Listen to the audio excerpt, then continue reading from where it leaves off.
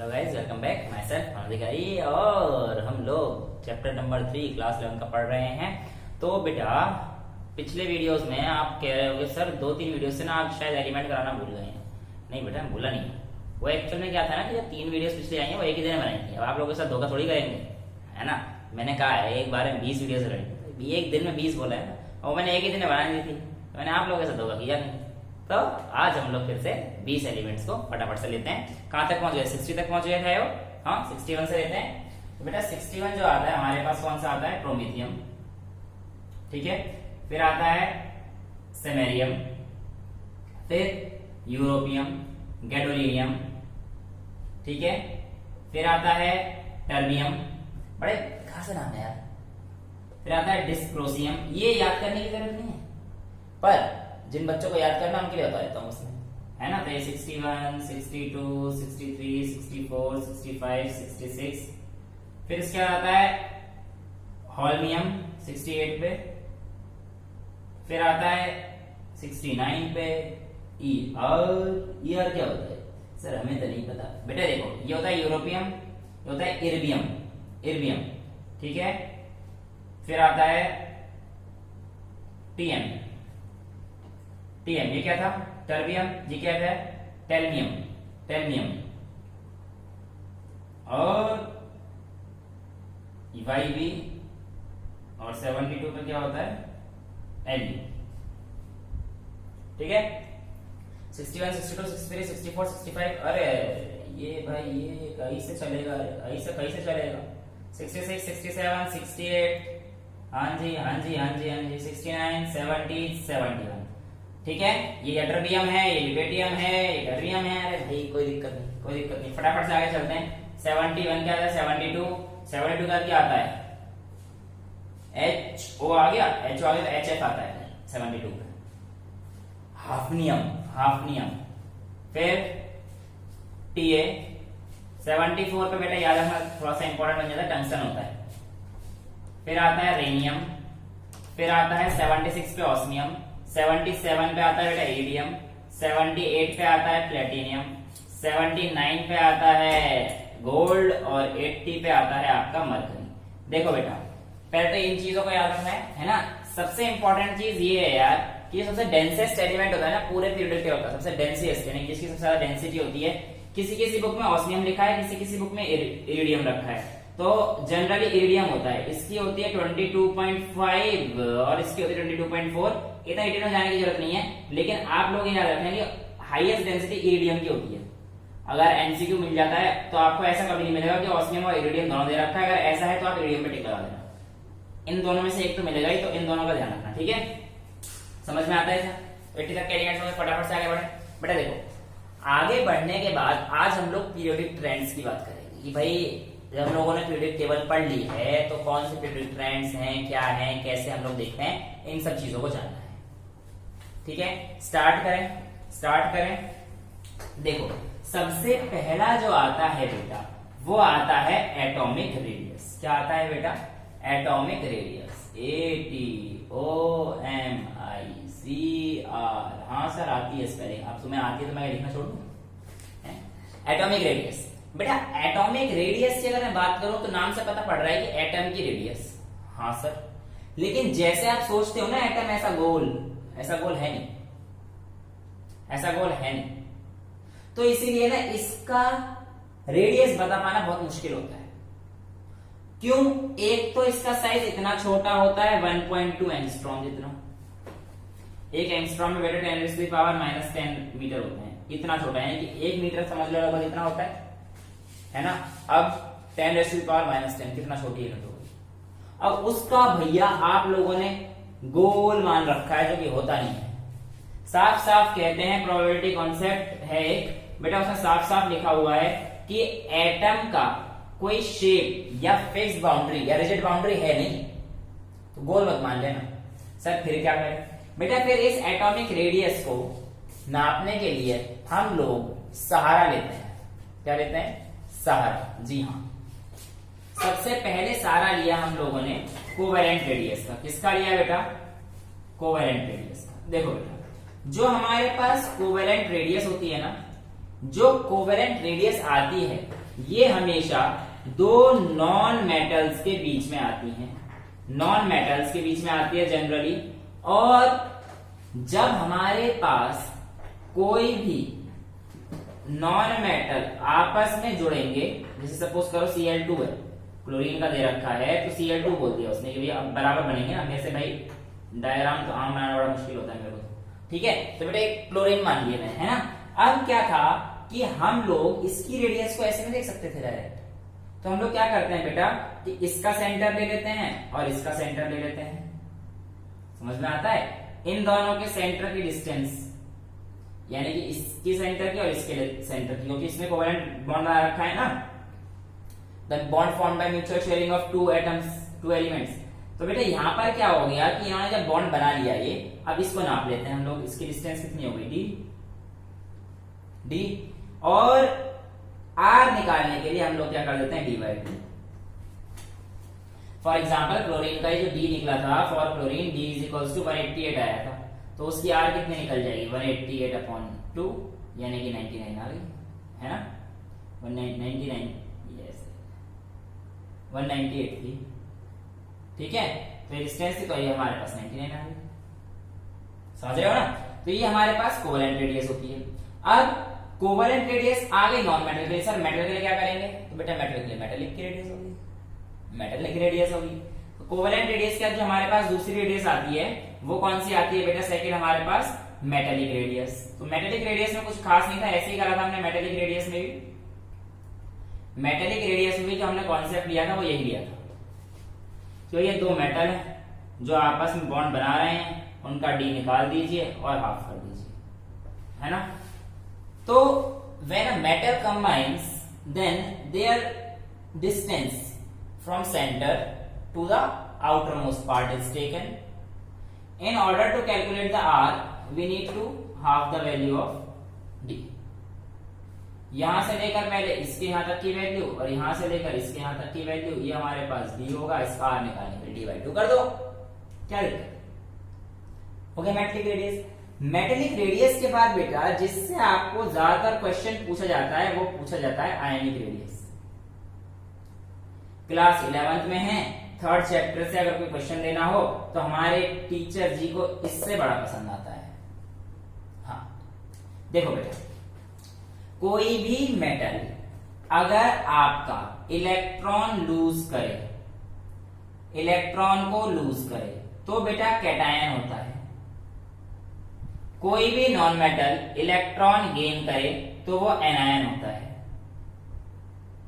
और जो radius cation और एनायन की मदद से बनती है उस रेडियस को हम लोग आयनिक रेडियस का नाम देते हैं, आयनिक रेडियस का नाम देते हैं।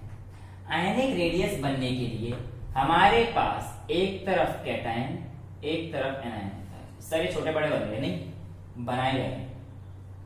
देखो बेटा इसे डाल, देखो होता क्या है, बहुत ध्यान से सुनना। हमारे पास सपोज कीजिए Na है, Na+ बन गया तो ये कैटायन बन गया बेटा, किसके ऊपर पॉजिटिव चार्ज, तो वो कैटायन है, यानी कि इसने एक इलेक्ट्रॉन लूज किया तभी इसके ऊपर पॉजिटिव चार्ज आया है। इतनी बात समझ में आती है। अब देखो बेटा होता क्या है, जब हमारे पास सोडियम पॉजिटिव तो इसका मतलब इसके पास 281, ये इलेक्ट्रॉन थी ना, आपको सिखाई दिया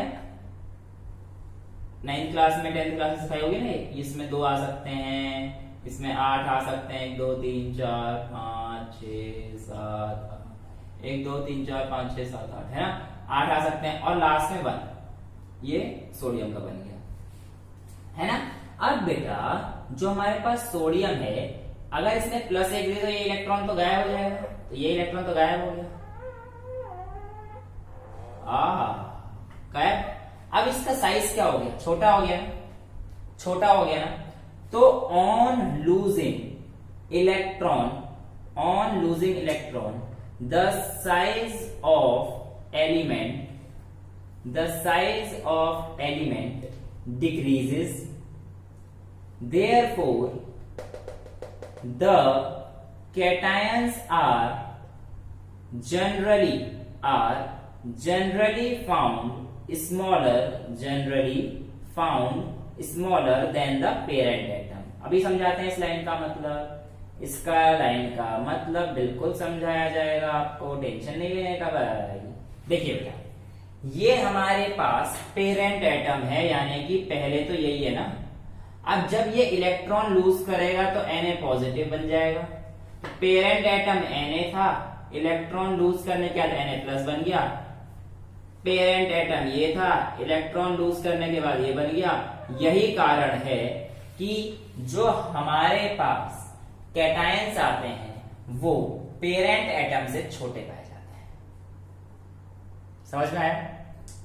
लेकिन अगर मैं बात करता हूं बेटा एनायन की, सपोज कीजिए फ्लोरीन F नेगेटिव, फ्लोरीन का F नेगेटिव हो गया। अब देखो बेटा, होता क्या है कि भैया ये हैं दो और ये दो इलेक्ट्रॉन है ना, और इसके आउटर मोस्ट शेल में कितना इलेक्ट्रॉन है बेटा? 7। फ्लोरीन के 9 होता है नंबर, 1 2 3 4 5 6 7, है ना। अब जब इसने एक इलेक्ट्रॉन लिया, तो ये इलेक्ट्रॉन इसको रिपेल करेंगे, इलेक्ट्रॉन इसको रिपेल करेंगे। जिस रिपल्शन की वजह से इसका साइज थोड़ा सा बढ़ जाता है, इससे बड़ा है ना, बढ़ जाता है। क्यों? क्योंकि बेटा जब एडिशन ऑफ इलेक्ट्रॉन होता है ना, तो इलेक्ट्रॉन में 1 2 3 4 5 6 7 रिपल्शन हो जाता है, और उस रिपल्शन की वजह से इनका साइज बढ़ जाता है। समझ में आ रहा है? तो इसी वजह से anions on gaining the electrons, जब एनायंस गेन करते हैं electron, the size of element increases because the anions are increases, therefore the anions are generally found larger। तो एनायंस कैसे मिलेंगे बेटा? अपने पेरेंट एटम से ज्यादा। क्यों? क्योंकि पेरेंट एटम क्या था? F था, पर उसने एक इलेक्ट्रॉन ले लिया तो उसका साइज बढ़ जाएगा। ये एक्स्ट्रा इलेक्ट्रॉन ऐड हुआ है ना, अब वो तो रिपेल करेगा, साइज बढ़ जाएगा, इलेक्ट्रॉन का रिपल्शन होगा ना। अच्छा, आप एक सवाल पूछ सकते हैं, सर इसके सेंटर में यहाँ पे न्यूक्लियस होता है और वो पॉजिटिव चार्ज होता है, वो तो इसको अट्रैक्ट कर रहा होगा। हाँ, बिल्कुल सही बात है।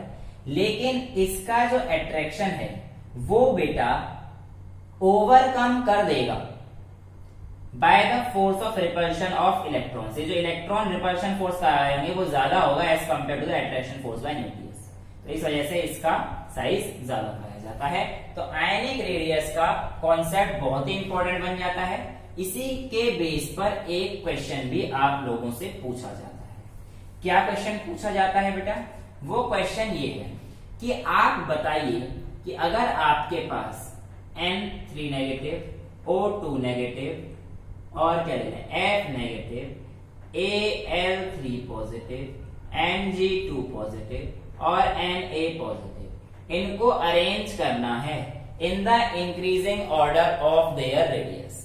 Increasing order of their radius में आप लोगों ने इनको अरेंज करना है। तो देखो बेटा, हमेशा याद रखना, जितने इलेक्ट्रॉन आ रहे हैं उनकी वजह से साइज बढ़ेगा। यहां पर 3 इलेक्ट्रॉन है तो इनका साइज सबसे ज्यादा होगा, फिर ये। अब इन तीनों में किसका साइज ज्यादा होगा ये देखना दिलचस्प रहेगा। क्यों?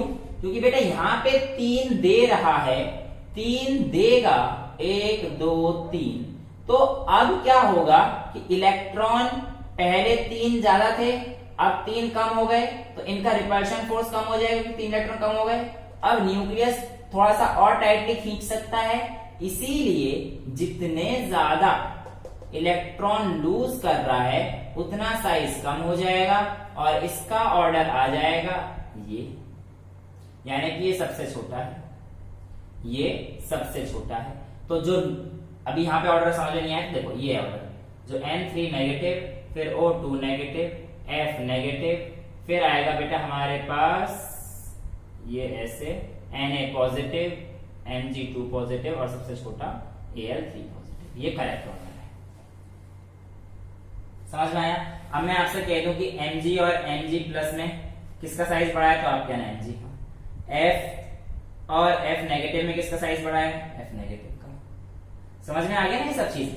कोई दिक्कत हो तो कमेंट बॉक्स में डाल देना यार, क्या प्रॉब्लम आ रही है बताएंगे, आपकी बिल्कुल डाउट शेयर करेंगे, शेयर क्या करेंगे बताएंगे यार, है ना। अब बेटा आगे चलते हैं, एक और कॉन्सेप्ट थोड़ा सा ट्रिकी है, वो है वॉन डेर वाल रेडियस। क्या है बेटा? Van der Waals radius. देखो ये जो वॉन डेर वाल रेडियस होती है ना, एक्चुअली ये van der Waals radius generally उन एलिमेंट्स के लिए बनी है जो कभी भी बॉन्ड नहीं बनाते हैं, समझ रहे हो। फॉर एग्जाम्पल आपके नोबल गैस ये बॉन्ड नहीं बनाते, तो सर इनकी रेडियस कैसे देखेंगे? जब बॉन्ड बना रहे तब तो हमने समझ में आ गया कि हम लोग ऐसे निकाल रहे थे। अब ये बॉन्ड नहीं बनाएंगे तो क्या देखेंगे? बेटा जब बॉन्ड नहीं बनाते तो हम लोग देखते हैं डिस्टेंस ऑफ क्लोजेस्ट अप्रोच है। सर बड़ा भयंकर सा शब्द बोला आपने, नहीं बेटा भयंकर नहीं है, बिल्कुल आराम से सुनो। डिस्टेंस ऑफ क्लोजेस्ट अप्रोच, वो डिस्टेंस जहां तक ये एलिमेंट पास लाए जा सकते हैं, यानी कि मान लीजिए ये वो डिस्टेंस है जहां तक एलिमेंट पास लाए जा सकते हैं। इससे पास लाओगे तो एलिमेंट अब रिपेल करना शुरू कर देंगे, ये मैक्सिमम डिस्टेंस है। तो वॉन डेर वाल रेडियस वो रेडियस होती है जब हमारे पास कोई भी दो एलिमेंट उनके डिस्टेंस ऑफ क्लोजेस्ट अप्रोच तक लाया जाता है और उसके बाद इन दोनों के बीच की दूरी देख ली जाती है। ये आपका फिर वही डिवाइड बाय 2, वो तो करना ही है, ये तो डी आ गया और डी के बाद डी डिवाइडेड बाय 2। कोई भी दो एलिमेंट या सपोज नियॉन Ni2 आ गया, है ना। नोबल गैस होना चाहिए, नोबल गैस पता है ना 18 ग्रुप वाले, नोबल गैस पता है। हाँ तो बेटा ये हमारे पास आ जाते हैं। अब हमने क्या किया कि जो नियॉन साहब थे इसको पास ले आए, इसका डी निकाल लिया और डिवाइड 2 कर दिया, हमें वॉन डेर वाल रेडियस निकल गई। एक क्वेश्चन आपसे जरूर पूछा जाएगा कि बताइए वॉन डेर वाल रेडियस और कोवेलेंट रेडियस में से कौन सा ज्यादा बड़ा रेडियस है? तो बेटा साफ कह देना sir van der Waals radius में हमें साफ दिख रहा है कि इसके, ये तो छोड़ दो, इसके अलावा ये गैप भी हम ऐड ही कर रहे हैं, तो इसलिए वॉन डेर वाल रेडियस तो सबसे ज्यादा होता है। समझ में आया क्यों? वॉन डेर वाल रेडियस समझ में आ गया, कोई दिक्कत तो नहीं है। अब बेटा इनका ट्रेंड देखते हैं कैसे होता है। देखो हमें ये बात समझ में आती है कि पीरियोडिक टेबल में हमें दो तरीके से चलना होता है। एक तो ऐसे जा सकते हैं हम लोग जिसे कहते हैं लेफ्ट टू राइट, एक जा सकते हैं हम लोग down the group, across the period और डाउन द ग्रुप, है ना। अब जैसे इधर जाएंगे एक ही पीरियड में, सपोज कीजिए मैं सेकेंड पीरियड की बात करता हूं, ठीक है, जिसमें हमारे पास क्या आते हैं LI BE आना है, LI BE बीच वाले छोड़ दो क्योंकि बीच में तो यहाँ पे होता नहीं है। फिर आते हैं boron, carbon, nitrogen, oxygen, boron family, carbon family, nitrogen family, oxygen family, fluorine family और नियॉन, है ना। ये वाले एलिमेंट्स यहाँ पे थे नहीं हमारे पास। अब देखो बेटा सपोज कीजिए मैं Li की बात करता हूं, लिथियम की बात करता हूं, तो लिथियम के केस में क्या होगा? सर यहाँ पे जो इलेक्ट्रॉन है वो लिथियम के electron, hydrogen helium lithium 1s2 2s1, है ना। अब देखो सेकेंड पीरियड की बात आ रही है ना, तो लिथियम का ये मान लो 1s में ये होंगे 2 इलेक्ट्रॉन और 2 के अंदर 1 इलेक्ट्रॉन, है ना, ये पूरा 2 है। अब इसमें क्या होगा? बेरिलियम में 1s2 2s2, पीरियड तो वही है ना, तो यहाँ पे 1 इलेक्ट्रॉन आ जाएगा। तो यहाँ पे जो न्यूक्लियस है, ये क्योंकि अब उसी पीरियड में इलेक्ट्रॉन ऐड हो रहा है तो ये इसको खींचेगा, ये जनाब इसको खींचेंगे और अच्छे से खींचेंगे, जिसकी वजह से बेरिलियम का थोड़ा साइज कम हो जाएगा। बोरॉन की बात करेंगे तो क्या आएगा? 1s2 2s2 2p 5 होता है ना 1, तो बेटे 2p1 में 2 तो ये हो गए 5। अब ये इलेक्ट्रॉन और खींचा जाएगा क्योंकि बेटा ये तो न्यूक्लियस तो है ही, तो कोर है, इसके पास तो है मैक्सिमम एनर्जी, क्योंकि हम इससे बाहर जाएंगे तो दिक्कतें आएंगी, वो हम लोग आगे देखेंगे। लेकिन अभी तो इसमें जा रहे हैं ना, तो ये और छोटा हो जाएगा, इसमें कार्बन में जाऊंगा तो 2p2 हो जाएगा और छोटा हो जाएगा। कार्बन में कितना आ जाएगा बेटा? 2p2, ये सब सेम रहेगा। ऐसी नाइट्रोजन में क्या रहेगा 2p3, ऑक्सीजन में क्या हो जाएगा बेटा 2p4, F में क्या हो जाएगा 2p5 और नियॉन में क्या हो जाएगा 2p6, है ना। अब देखो बेटा, तो जितने इतने हम लोग इसमें भरते जाएंगे 1 2 3 4 5 1 2 3 4 5 6 7 तक, ठीक है। अब ये जब 8वां आता है ना तो ये नोबल गैस बन जाता है। नोबल क्योंकि बेटा 2p6 हो गया ना बेटा, लेकिन 2 के दो तो s के इलेक्ट्रॉन थे इसमें, तो 1s के इलेक्ट्रॉन हो गए। अब ये 2 तो s के इलेक्ट्रॉन थे और 6 आते ही हमारे पास pb फुलफिल्ड हो गया, यानी कि सेकंड पीरियड पूरा भर गया। अब जैसे ही मैं 6 लेके आऊंगा तो ये बेटा ये नियॉन बन जाएगा, ये क्या बन जाएगा नियॉन। और इलेक्ट्रॉन जब मैंने ऐड किया इसमें छठा, तो यार इसकी फिर वंडर वॉल रेडियस कैलकुलेट करी जाएगी। तो मैं यहां से यहां तक जाते वक्त बेटा साइज क्या होता है याद रखना डिक्रीज। क्यों? क्योंकि addition of electron will lead to increase in the effective nuclear charge. Effective nuclear charge मतलब न्यूक्लियस द्वारा खींचा जाने वाला वो चार्ज जो इलेक्ट्रॉन को अपनी तरफ खींचता है, या न्यूक्लियस द्वारा लगाया जाने वाला वो चार्ज जो हमारे पास इलेक्ट्रॉन को अपनी तरफ खींचता है। समझ में आता है? अब लेकिन डाउन द ग्रुप क्या होता है, देखो डाउन द ग्रुप में बेटा, अब सपोज ये Li आ गया, अब इधर आता है Na की कॉन्फ़िगरेशन 2p6 तक तो वही रहेगी, याद है। तो Ne 3s1 लिखा था ना, 3s1 लिखा था ना। अब हमारे पास यहाँ पर सोडियम में 3s1 आ गया, यानी कि अब अगर हमारे पास थर्ड पीरियड में आ गया ना बेटा, तो एक शेल और आ जाएगी। अब थर्ड शेल आ जाएगी ना अब तो हमारे पास। अब इस थर्ड शेल में एक इलेक्ट्रॉन का इजाफा होगा, यानी कि Na में थर्ड शेल में एक इलेक्ट्रॉन का इजाफा होगा। तो अब साइज में क्या फर्क पड़ेगा, देखो बेटा, इस इलेक्ट्रॉन को ये न्यूक्लियस तो खींचेगा ही खींचेगा अपनी तरफ, पर इस न्यूक्लियस पे जाने से पहले इस इलेक्ट्रॉन को ये वाले जो दोस्त हैं सारे, ये सब दोस्त हैं, ये 8 हो क्या आई दुश्मन है इसका, ये इस मतलब यहाँ पे जो इलेक्ट्रॉन होंगे वो इसके दुश्मन, समझ रहे हो ना। तो बेटा होता क्या है कि ये यहां पर खींचने से ज्यादा ये जो इलेक्ट्रॉन है ये इसको रिपेल ज्यादा करते हैं, और इस इफेक्ट को हम लोग कहते हैं स्क्रीनिंग इफेक्ट या बेटा शील्डिंग इफेक्ट। देखो क्यों कहते हैं, देखो बेटा इस इलेक्ट्रॉन के लिए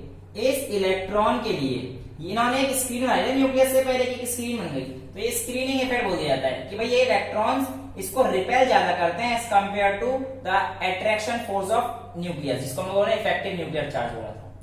तो ये क्या होगा बेटा, क्या होगा, ये इंक्रीज हो जाएगा। और इधर चले जाऊंगा तो सोडियम के बाद इधर क्या आया था, है ना, Be आया था, इधर Mg आया था, तो 3s2 हो जाएगा। अब इसकी कहानी वही रहेगी भाई, इसको और इसमें इसका इलेक्ट्रॉन तो न्यूक्लियस तो खींचेगा ही ना, तो इधर अगर 3 4 5 6 7 तक कहानी वही रहेगी, फिर 8 के बाद दोबारा से यहाँ पे आर्गन आ जाएगा और इसका वंडर वॉल रेडियस हो जाएगा। तो जैसे जैसे अगर हम लोग नीचे आते हैं down the period, due to increase in the number of shell, the atomic radius क्यों लो, और द आयोनिक रेडियस, अब आयोनिक रेडियस पता है ना, increases because of the addition of shell, but going across the period the size decreases due to effective nuclear charge और due to screening effect. Screening effect पता पड़ गया, ये जो इलेक्ट्रॉन इसको रिपेल कर रहे हैं स्क्रीनिंग इफेक्ट की वजह से होता है, ठीक है। अच्छा अब आयनिक की बात करें तो बेटा जब जैसे मैंने आपको बताया था ना Na+ और Cl-, जैसे ये NaCl आपस में तो मेटेलिक रेडियस में है, लेकिन जब इसके आयंस बनेंगे Na+ और Cl-, अब ये वाली जो रेडियस होगी ये कौन सी होगी बेटा, आयनिक रेडियस। तो आयनिक और एटॉमिक इसका जो रेडियस है इसका सेम ट्रेंड है, इधर से इधर डिक्रीज और इधर से इधर इंक्रीज, तो आयनिक रेडियस क्या हो जाएगी बेटा, इसकी इंक्रीज हो जाएगी ऊपर से नीचे और लेफ्ट टू राइट डिक्रीज। अच्छा मैं कहूं आपसे NaCl और इसकी मेटेलिक रेडियस और आयनिक रेडियस, सपोज करो एक मेटेलिक है और एक आयनिक है, तो बेटा इसमें से किसकी ज्यादा होती है, हमेशा याद रखना ionic radius is greater than metallic radius, ठीक है। समझ में आता है, इतना समझ में आया लेक्चर। अगला लेक्चर हम लोग अगली क्लास में लेके आएंगे, ठीक है। Till then bye bye, take care, thank you so much.